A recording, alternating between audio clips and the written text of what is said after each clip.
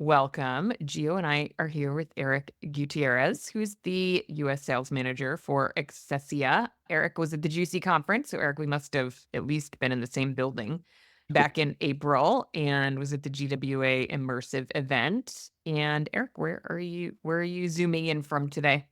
Yeah, so I still like to say New York City as a born and raised New Yorker, but I'm in the New Jersey suburbs, so dialing Okay. in from New Jersey. I hear you. I think Schlemmo probably has the same issue. So did you move to the suburbs during COVID? You know it, the statistic. Yeah. You are the statistic. I mean, it was inevitable. It was just a matter of timing. Is that kind of how it goes? 100%. Being locked in an apartment for a few months, you're like, it'd be nice to have a bit of grass, some parking, get out, so kind of just happened. Awesome. Okay. How did you find co-working?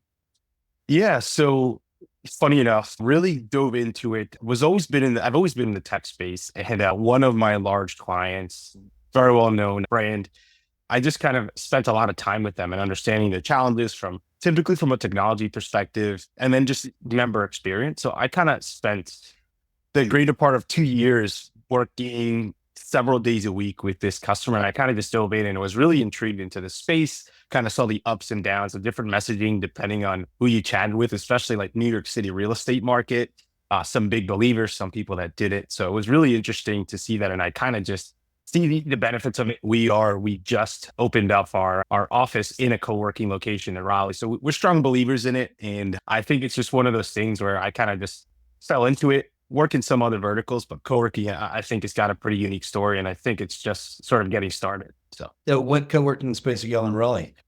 So it's called the Commons. So Commons in Raleigh. So we just got a 7-8 person suite in there. Gives us plenty of room to grow. I mean, I think the biggest thing, funny enough, we went to all the different co-working operators, the nationals and the locals, and really what I think everyone talks about is the hospitality piece. And that really shone through with the Commons. Like I went in there and I was like, all right, this is the place where I can bring people back. And I'm sure Matt over there will appreciate the shout out. But it was, I've been to a lot of different ones. I work out of them in the city when I'm in between meetings, but just the hospitality piece there, I think really shone through from the people, the services, and all that fun stuff. So yeah, whenever you're nearby, let me know. Right in that main Wells Fargo building, right downtown. Yeah, you make such a great point in Jamie, this is a conversation for later, but to dive deeper, but it's so interesting. I tell people all the time, I can tell the space is successful based off of the first 30-second interaction. What does the space look like? And what's my interaction with the front desk? And this is the conversation I walked into. I was trying to figure out, I've got an event in Fort Worth tonight. I live in Dallas. And I was like, so where am I going to record? And so I came out to the Spark out here in Arlington. If you remember, the Spark is part of the Cordish company, and they're right here by the old baseball field. And I was like, that'll be a perfect opportunity for me to go by there. And the staff here is amazing. The space is beautiful, right? And so it's just interesting how, you make that comment, and hospitality is such a big part about what we get to do, right? And how do we make it easy for our clients, or whatever we want to call them, members, to have a good experience? Yeah, no, 100%. It was fun. So one of my team members was the one that first, he lives in Raleigh, and he was the one doing kind of the first pass. And it was interesting to hear how, these places are blocked from each other, 2 blocks. And he's like, one guy said he couldn't show up last minute and gave me a tour over the phone as I walked around the space. I'm like, yeah, I don't know. Things happen. Then others were just like, people no-showed. So it's exactly what you say. That first impression was everything. That was one. He went in there and he called me. He was like, this is it. I'm like, well, hold on, hold your horses. We still got a few more to visit, but it was it. That was it, right? That first impression was huge. That's awesome. Totally. Yeah. Okay. So tell us about, you were telling me a little bit in the pre-chat how you came up with, you generally do door access, but there's a little bit more there, and it's partly around the challenges you were helping this client with. Can you talk about what Accessia does? Yeah. So at a super, super high level, right? Where if I gave you even the abbreviated version of the other elevator pitch, it's unlocking more than just doors, right? So yes, we open doors. Do you want to have a frictionless or seamless access to your building? That's something that we do, soup to nuts. We have some unique ways that the customers can buy from us, and some other differentiators on that. If I focus on the widgets, But really the big piece that does apply to co-working is something that we call location services. And really at its core, we try to help, co-working operators understand how members are actually using the space, right? So beyond just opening the door, right? We understand that's the most important part they need to get in, but what part of the space are they using? What conference rooms are they using? How do we automate booking instead of them having to go to an app? We can understand that Gio's in conference room A, let's go do that, right? And we do that, we integrate with our partners. We're not an additional app. We're working and almost finalizing with Nexus on our integration. So our tech is just baked in. You don't actually see Accessia anywhere. It's just happening on the back end, right? So, and we're in discussions with the other big names to go ahead and integrate our solution. So it's really a way that we want to add on to what maybe the operators already use. We don't want to give them another piece of tech that they need to go learn and understand, to just be a checkbox. Hey, I want to use this technology, and it's just powered by Accessia. So that's kind of the super high level. Wait, sorry, did you say you do meeting room bookings? So we can feed back the data. So at our core, yes, we can actually do meeting room bookings, but what we try to do, right? I don't want to displace my co-working management apps. I'm not Yeah. an Exodus or a Yardi. What I want to do is Yeah. correct, exactly, right? I want to empower them to really kind of lift up their operators. So what we do is we can automate that process 100%. Right. With the location services, I can understand that Jamie walked into conference room B. We can set some threshold that says, hey, we'll give a grace period of 5 minutes, right? You can do whatever you want. And after 5 minutes, we can alert you and say, hey, Jamie, we noticed you're in conference room B. You don't actually have it already reserved. It's fine. We'll automatically bill you, at the end of your cycle, or use your credits, or whatever the case might be, right? That's what we're trying to offer, is the same way that we're looking at door access, right? Where you keep your phone in your pocket, you just walk into the space. We know who you are. We want that same experience. Nobody wants to go to the front desk, book the phone booth, and go to the front desk and book a conference room B. Typically, you're using your credits, or you're using your dollars, right? You're going to expense it anyway, whatever the case might be. So we want to make it frictionless, right? And going back to the story, right? Helping this large customer, they considered it theft, right? They were large enough where they put some real dollars, right? Seven-figure dollar range every single week that they were losing, right? So where they were trying to understand, how do we solve for this, right? Having their own big tech stack. To be clear, this is people like squatting in meeting rooms, basically, or overstaying a reservation. It's like, well, if everybody does that by 30 minutes and you have locations globally, that adds up.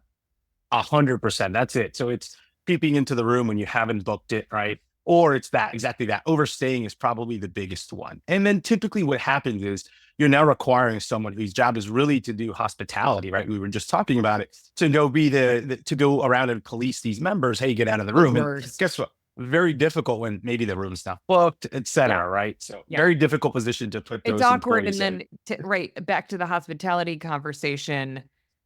It's an awkward conversation because you want people to be comfortable and have access to what you need. On the other hand, there's a business model that needs to be, that sort of underpins the hospitality piece, which is that we can't have members just using unlimited conference room space and not paying for it. We just literally, I run a program called Community Manager University, and we were just talking on our last call about how to deliver messages like that. The shit sandwich. Like, we love having you as a member. You're amazing, and you're so fun to have at our happy hours. And we can't have you overusing conference room all the time. But to your point, it's like the community manager, that's like not the worst part of their job, right? They want to be positive, hospitality focused. They hate to have to deliver that kind of message. Yeah. 100%. And typically, right, it's not like super malicious, although some people know if I go camp out here. Lazy. But yeah, exactly, right. It's lazy, or hey, there's a level of effort that I don't want to do before my next call. So I'm just going to stay here and wait for someone to kick me out, right? And then the next person that had it booked has the bad experience of them being late to dial in, etc. Or the other member has to say, hey, I have this reserved. It's just like, those awkward conversations. Yeah. 100%. Cool. Wait, so that's based on, it's not that you have to have the access on the meeting room. It is based on you're essentially location tracking people through the space.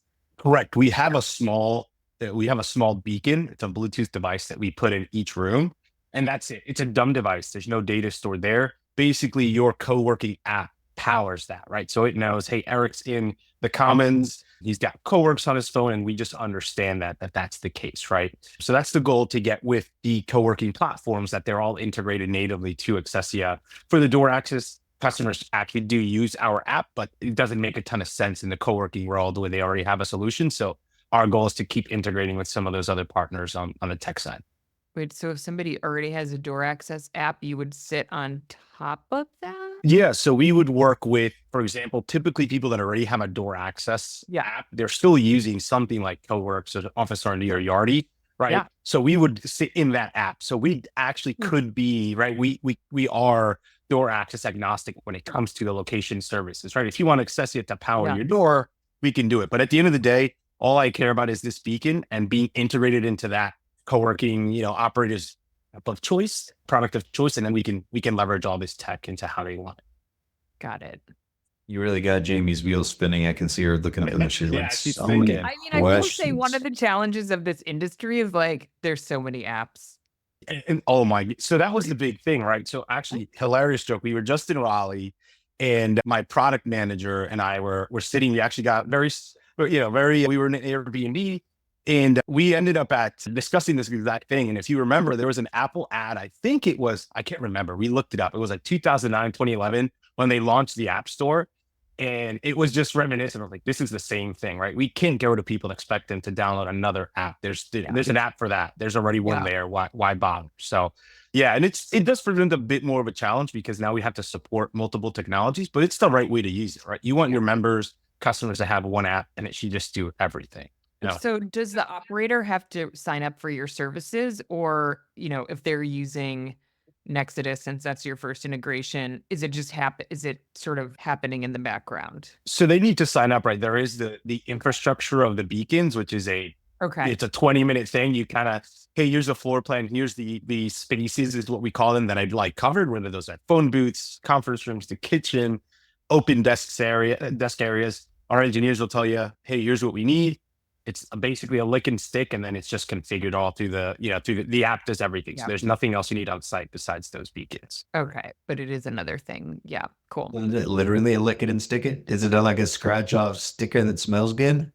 Now we had to avoid that, so you got to peel it off. I mean, I guess you want to lick it after you peel it off. You probably could. But. All right, Gio, ask him some personal questions. We're done talking about work now. Clearly, you're super passionate. That's what I loved about you. You were so engaging from the first time I met you. So where does that come from? Yeah, man. I mean, so that could be a very long answer. I think if I had to really consolidate it, right? So I'm first generation. So my parents came here from the Dominican Republic in their teens. So I look at it as like, I think culturally we were raised like doctor, lawyer, engineer, right? So that was kind of it. My parents, I turned out all right, but their investments, so everyone's talking about investments. That was me, right? It wasn't like 401k, this and that. It was me. So I think part of that definitely comes from that. So I have electrical engineering degree. I don't know how I ended up in this space, but I ended up in the tech space and then into kind of sales, but it's all a fun path. So I think it just comes from that. I think the big piece too is being excited about what you do. So I try to always tell people, if I'm talking to you, if you don't like what you're doing, we spend a lot of hours in the day in front of our computer talking about work, whatever that is. If you're spending 8-10 hours a day, 4 or 5 days a week, you should like what you do. And I know it's not always the case for everyone. You don't always have that opportunity, but I think it's tough if you get to a point where you want to retire and like, well, I spent a third of my life or whatever that is doing something I didn't enjoy. And that's different for everyone, right? Some people just enjoy making money. Other people enjoy doing what they're passionate about. So I think it really stems from that is culturally understanding that my parents came here and they were like, hey, this is at least me understanding, hey, I was the investment. I think that was important, right? It's kind of making them proud. So that's a big driving factor for me. I think now, so getting into the personal stuff, right? If you ask my wife, we bought the house because of the dog, who she's right here asking for Rob. She's like, it's time for my afternoon walk. So we got the dog during COVID, like many people did. And I swear to you, within 4 weeks, you were making offers on homes. We were like, we can't. Yeah, we had the park across the street, but I was like, man, wouldn't it be great to have a yard? She can chase the squirrels. So my wife asked for a house for a couple of years. You get a dog and the dog gets the house. So, right. So you get to that point. And then now a couple of years later, become a dad. So my son's going to be 8 weeks old tomorrow. Right. So now I'm fortunate where I think I have a continuous motivating factors, right, to be passionate about what I do. So fun stuff. Well, it's funny. We can all relate to the dog situation. Jamie, you haven't had a run in here recently. For a while, she had a puppy underneath her desk. bidding for attention. And there she I goes. can't let them in my office because one of them barks every time I get on Zoom. The puppy is actually quite well behaved, but he's 9 now, I guess. The 9-year-old is like a disaster. I think I don't know if he doesn't understand Zoom. Yeah, but Yeah, my girl. Yeah, my girl. She's 9 going on 10, and when she's here, she's like, "You've been here for too long, and you need to let me out or come out and play with me." So she's down here begging for some pets and some rubs. I sent Jamie a video last night. I was sewing puppy toys last night. I think, Jamie, I didn't send you the rest of it, but I was sewing puppy toys and cleaning guns at the same time. So I'd go from yeah. one to the other. It's Okay, like, but I do need to understand. So you buy the puppy toys, and even though they swear like they're indestructible, Guido chews them up, and then you fix them. and it's crazy. He chews it up and then he pulls all the cotton out and Right. then he's done. Right. It's like, at least he doesn't ingest it, because then you got a whole nother issue. But I felt so bad. So there was a unicorn and then there was a cow. I think I sent you the unicorn, but the cow, I felt so bad because I had to amputate one of its legs. And I was like, Giovanni, it's just the stuffed animal, but I literally felt bad. And I was like, can I fix it? And I was like, that's way too much sewing. It's over my pay grade to go around the leg. And I was like, we're just Okay, gonna so you're yank this thing off. repairing like the PetSmart toys. Yeah. Yeah, That's dedication. Yeah, no, I totally. thought my girl does the same thing. She'll go rip out all the cotton or whatever's inside that thing, and then it's on to the next toy. So you know that you bring her a new toy, you're lucky if it lasts a couple hours, even the indestructible. I appreciate that though. I never thought about it. Usually I'm like, well, that entertained her for Good. about an hour. Yeah. Time for the next toy. So that's a smart way to do it. Just stuff it back in and let them know at it again.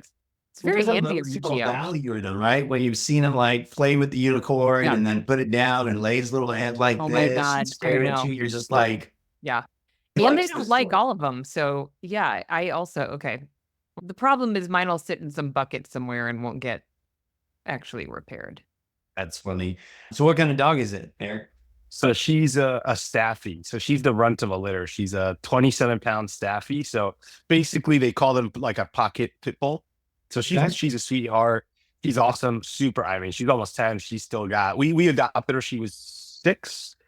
Yeah, she was going on 6, and she's got the same energy she did 4 years ago. So super, she's adorable. Everybody loves her. Everybody thinks she's like mixed because she doesn't have like the big pit bull, their head's supposed to like separate. She's got none of that. She may want to make an appearance here in a second. But yeah, so she doesn't have, it looks like people think she's mixed with like Chihuahua, but she's got, I mean, the strength for a 20, whatever she is now, 27, 28 pound, you could definitely tell there's a little bit of pity in her for sure. What about yours? I've got a chocolate lab, a Yeah. 100-pound chocolate lab Guido that is 5, but he's still a puppy, right? He's a spoiled brat. I did my taxes and I spent $6,000 on daycare last year. He goes to daycare 5 days a week. Even when you're So- in town.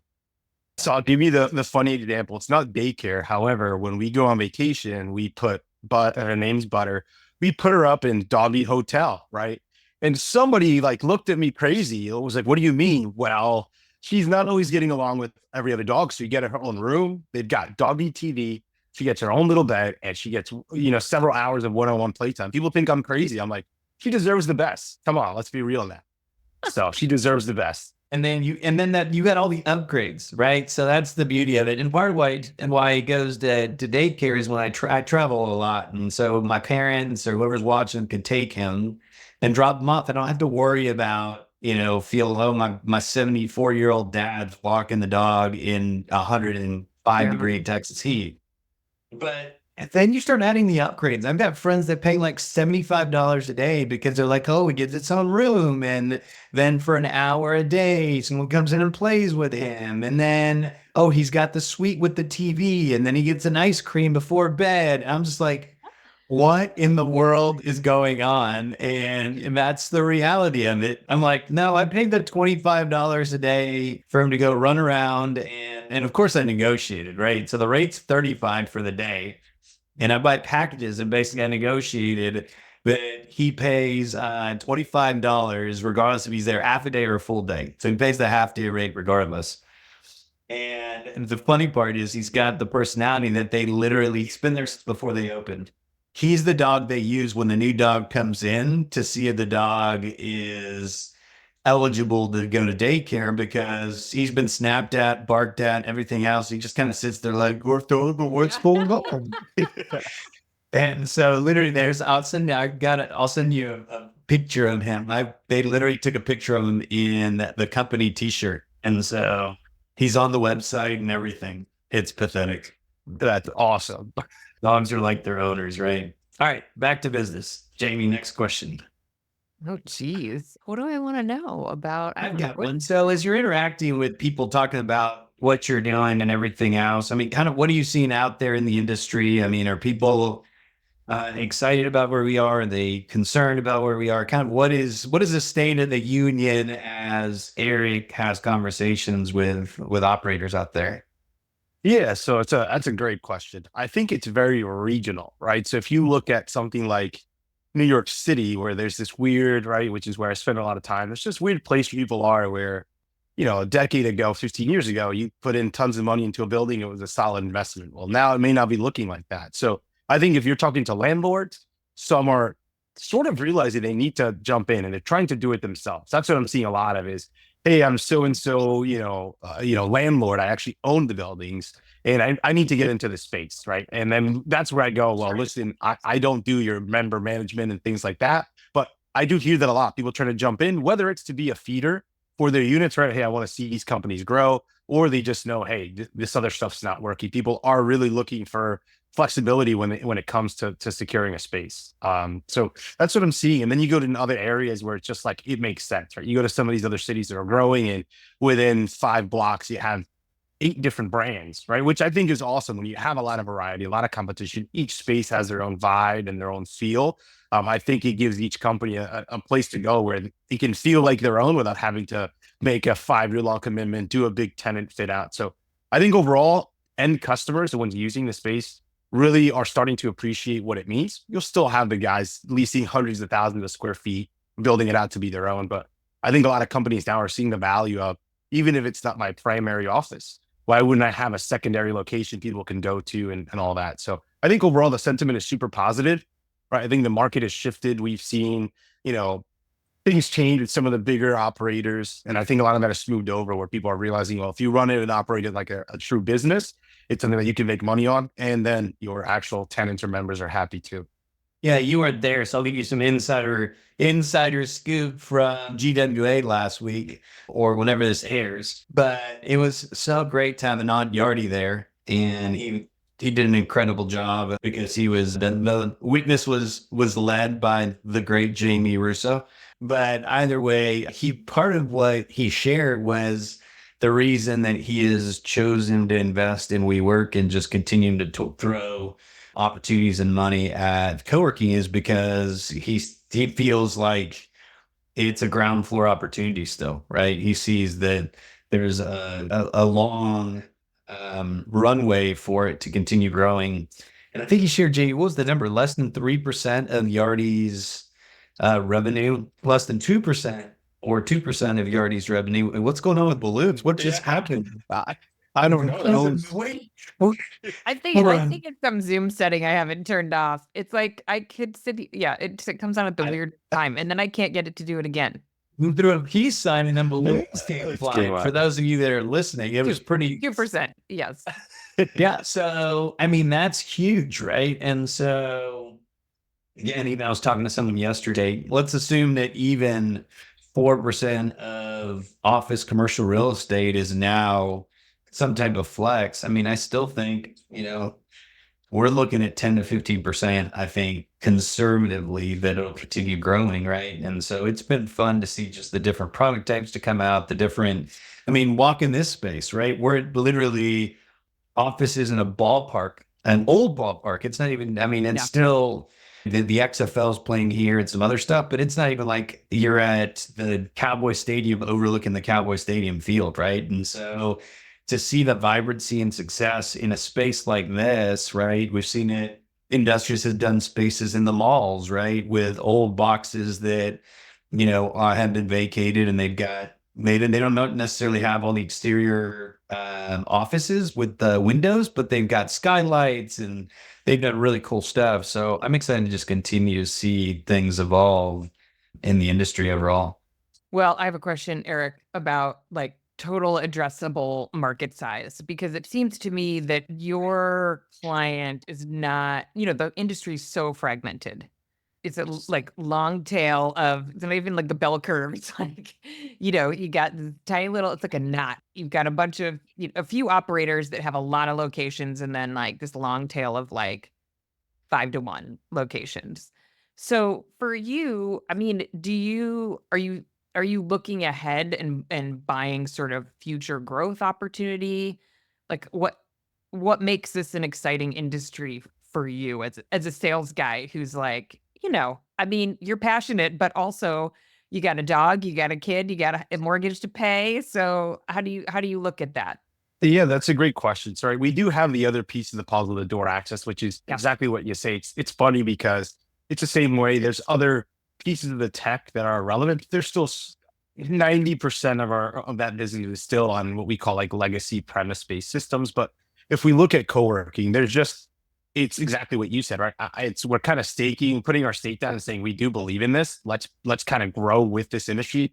Back to Mr. Yardy and let's talk about a smart guy with his money and being able to grow a business like that. So if he's taking his piece of the pie there and wants some of that, I think we're just seeing it grow. So I would say, perfect world, I would love to service everyone. The reality is some of those like 1 to 3 location operators, sometimes you get up to 5, they don't yet have that problem, right? They would love Right. for That's people what to I'm come in thinking. and Yeah. overstay. So Yeah. typically in a perfect world, yeah, I want, just like everyone, right? Everyone wants to chase the enterprise clients, which are those larger multi-location or the franchise operators. That's, I would say, where we would love to go. But I do think because of where we are, right? Less than 2% of the market is in co-working. Well, I want to find those 5 to 10, 15 location operators that are going to grow into that space. And there's only one way to build. If you're building tech, right? You could build all the widgets. We have a lot of smart guys and gals that we can put in a room and they'll build cool stuff because they feel it's cool. But the customers need to tell us what they want at the end of the day, right? And then we need to go back and be true with ourselves to see if it makes sense, if that's in our wheelhouse. But 100%, what we're really doing now is like, let's go find those players that are, getting started or are open to a change, and let's go grow with them. I think that's the best way to do this because we're also not something people have budgeted for, right? Oh, this is new. How do I use this? And then you have Yeah. to have and build those business cases with them of, well, here's how you do this, and here's how you can sell your data, all the other things that you could potentially do with the space. So it's a good question. Although the integration with the space management apps is a good idea. I also run a program called the Co-working Startup School. And I find that people are not worried about the things they should be worried about when they open, but they go straight for the space management. Like, oh, how am I going to bill? They like go do those demos. So, integrating into that solution, they tend to go there first. And what's funny you mentioned is something, right? A lot of that was new to me. The amount of people that I've had conversations with that seem to change those space management apps like every 6 or 12 months. And it was basically that, right? Oh, this looks cool. It's the shiny new thing. And then when they get into the weeds, Yeah. it's missing this critical thing for my business, et cetera. So we did run into that a lot to the point where people have asked us, well, could you Or be the it's space easier management app? or it's easier to spend time on things like that than improve your marketing or your hospitality. In my opinion, nobody should change unless, I mean, it's hard to imagine that there's a justifiable reason to change most of the time, but they go there Yeah. first. So your wife, how long have you been married? So we've been married since 2018, but we are high school sweethearts. So we've been together. Don't bring that up because she'll start counting the amount of years before I proposed. So we've been together 16 years. I'm going to age myself 16, 17 years since high school. And then, yeah, got married in 2018. And then, yeah, that's all she wrote. That's awesome. So what are your favorite qualities about her? Man, that's a Buy great some question. brownie points. Yeah, man, you got to go into this podcast and just go to this Yeah. time. Yeah, no, Fast I think the forward to people, like minute 26 and yeah. that's it. No, so I think really there's some really good ones. I mean, the first thing, super smart, right? She went Ivy League, she went to Cornell. So that was always a big win. I think the big thing is that she's really dedicated to whatever it is. Right now, I think especially now where we got the dog, it was like her mission was to go take care of the dog. Now, like the baby and everything, which I think is the same for me, but it's a whole new level of respect, I think, being a mother. So I think that she's dedicated and focused in whatever she does. She's super, super organized. She's very, I think, empathetic, which is a really cool thing. She works for a law firm helping run their summer program. So she's got to talk to a lot of different people, a very stressful job. I think they get, depending on the summer, but I think it's over 100 students coming in for just 10 weeks or so.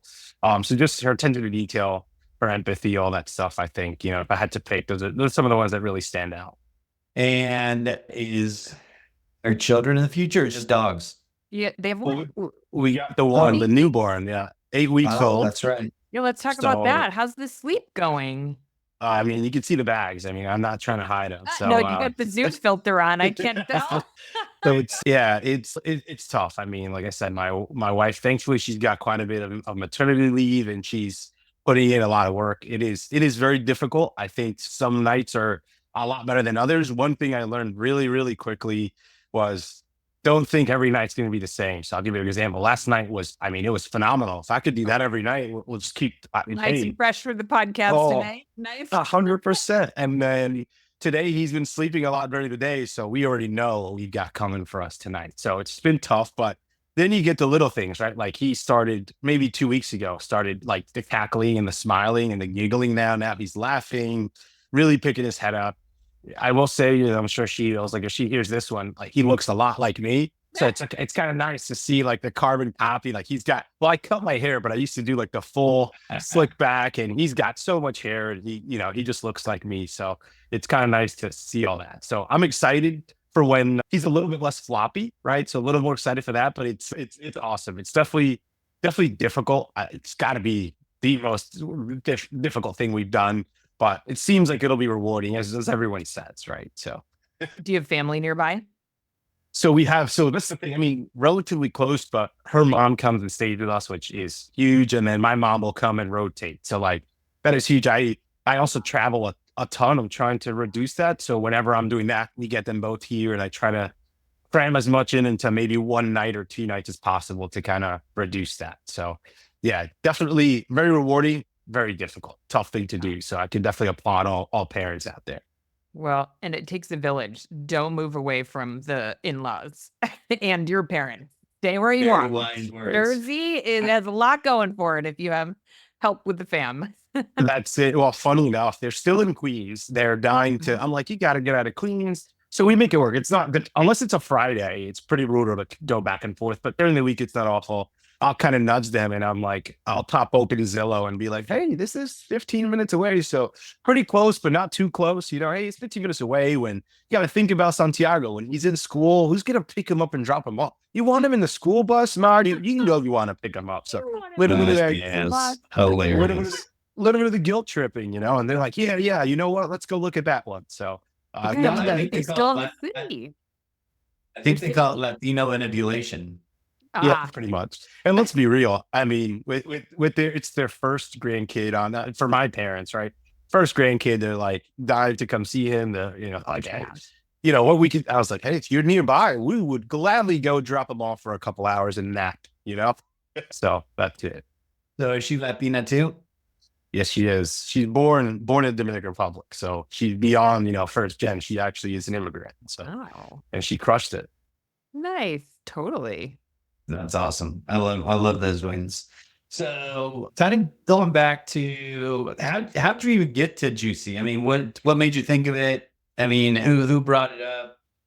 Yeah, so funny you say. So that's a longer story, right? Accessia's been around actually for a couple of years. We're really starting like this year. We've really made a push into the US market, right? Most of our teams actually in the UK. So if you met, right, my CEO is there, my product guy, all thick British accents, and I think we just hit 40 employees with only 5 in the US. So when we looked at where we sit, and funny enough, the website just changed to focus more on the door access again.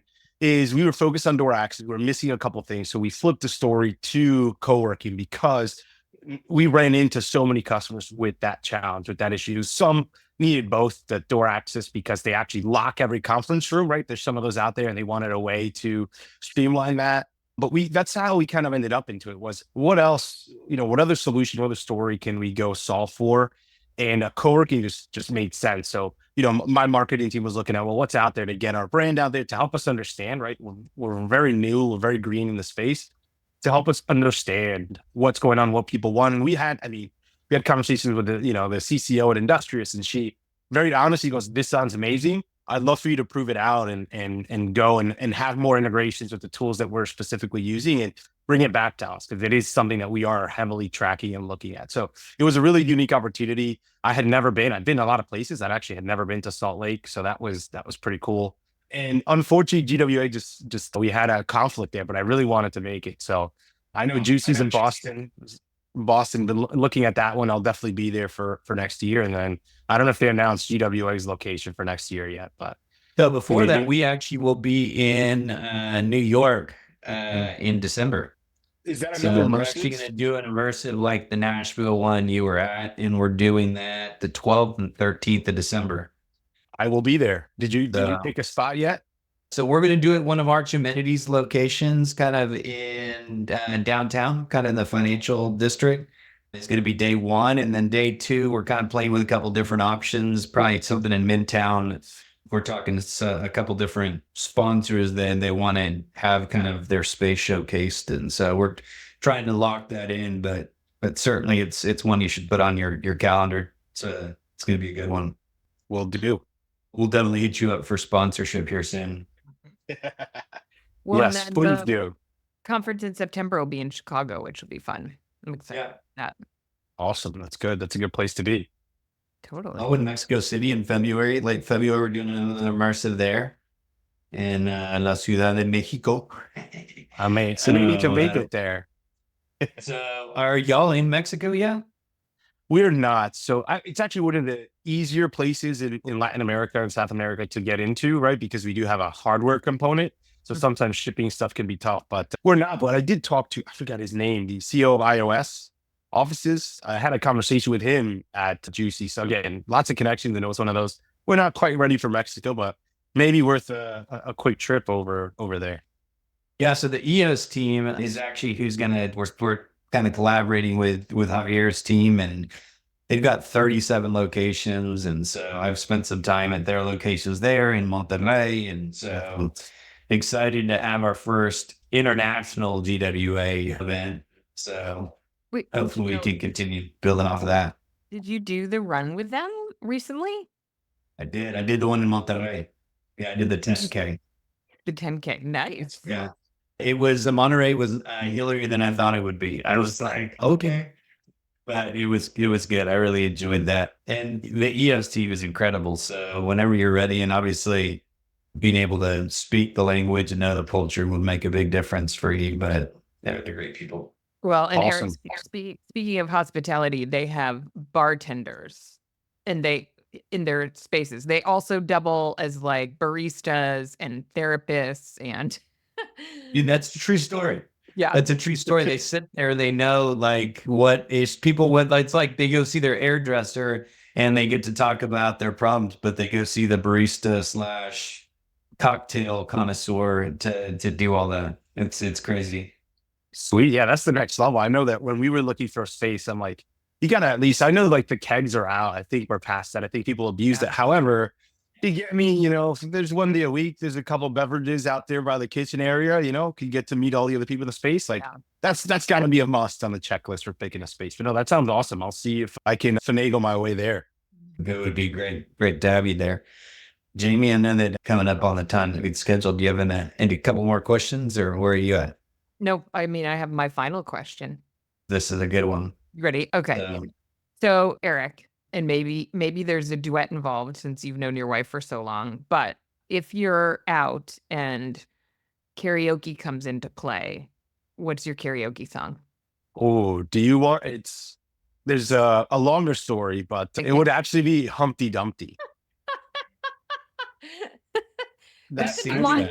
That's a new one. Dude, you can basically rap it, so you don't have to know how to sing, right? So that's a cheat code. And then people are like, what are you singing? And then they get into it. Everybody knows it. I'm telling you, it's like the cheat code of karaoke for somebody that can't sing whatsoever, right? So you can basically rap it so long as you can read it fast enough. you're Yeah. good to go. I don't even know who's seen it. That's a good point, but we'll have to look it up. And maybe in Mexico, we go karaoke some Humpty Dumpty. There's Or in All New right, York. so Maybe end up in New York even sooner. a spin to that, right? So you're out and music turns on. What song is it that it gets you ready to dance? Ready to dance. There's a lot of, I think it depends on where am I? Where am I? Just anywhere? You're with Home? your wife. Morning? Ooh. Oh, it has to be. It's going to be like some bachata song or some. Dang, that's a tough one. Yeah, well, I was literally going to be like that one. Oh, I mean, that's like legendary. A little suavemente action that gets everyone going. So, yeah, that's probably one that everybody, you just stand up for that one. So I'll pick. That's legendary. Your wife get excited for that one. It might be a That's while it. before you get a lot of nights out, but Yeah. Looks like it'll be a little bit, but Yeah. all good. yeah. We still have New York. We still have New York. Yeah. That's it. Love it. Well, thanks for joining us, Eric, and taking quitting time for you, taking the time out of your day. It's been glad you got a good night of sleep last night, so we could have a nice coherent conversation with you. No, thank you for having me. I really appreciate it, Jamie and Gio. Of course. Awesome. Take Well, care, bud. hopefully see you in person here in December. Yeah, looking forward to it. Love it. All right. Take care.